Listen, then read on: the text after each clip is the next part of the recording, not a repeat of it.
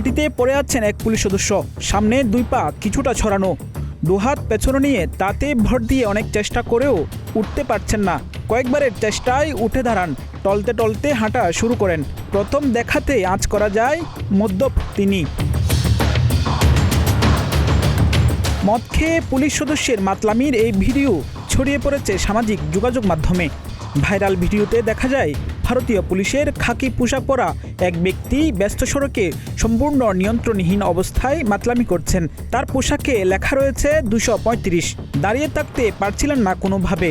তাকে দেখেও নির্লিপ্তভাবে চলে যান এক পথচারী।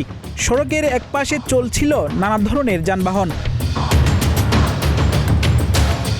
ভিডিওর ওই ঘটনা ঠিক কবেকার তা নিশ্চিত হওয়া না গেলেও হিন্দি সংবাদ মাধ্যম নবভারত টাইমস ঘটনাটি ভারতের মধ্যপ্রদেশের সিধি জেলার বলে নিশ্চিত করেছে। সংবাদ মাধ্যমটি জানায়, ঘটনাটি ঘটেছে সিধি জেলার কোতোয়ালির সম্রাট চক এলাকায়। আর অভিযুক্ত ওই পুলিশ সদস্যের নাম রামপ্রসাদ রাওয়াত। স্থানীয় পুলিশ বিভাগে কনস্টেবল হিসেবে কর্মরত তিনি।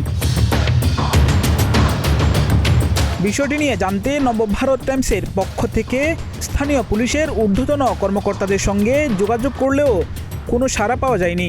অভিযুক্ত ওই পুলিশ সদস্যের বিরুদ্ধে কোনো ব্যবস্থা গ্রহণ করা হয়েছে কিনা তাও জানতে পারেনি গণমাধ্যমটি।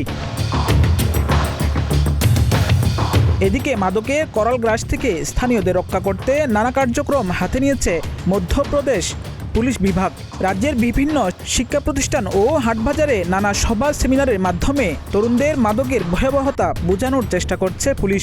এমন পরিস্থিতিতে খোদ পুলিশের এক সদস্যের দিন দুপুরে ব্যস্ত সড়কে মদ্যপ অবস্থায় মাতলামির ঘটনা নানা আলোচনা সমালোচনার জন্ম দিয়েছে। ডেস্ক রিপোর্ট, প্রতিদিনের বাংলাদেশ।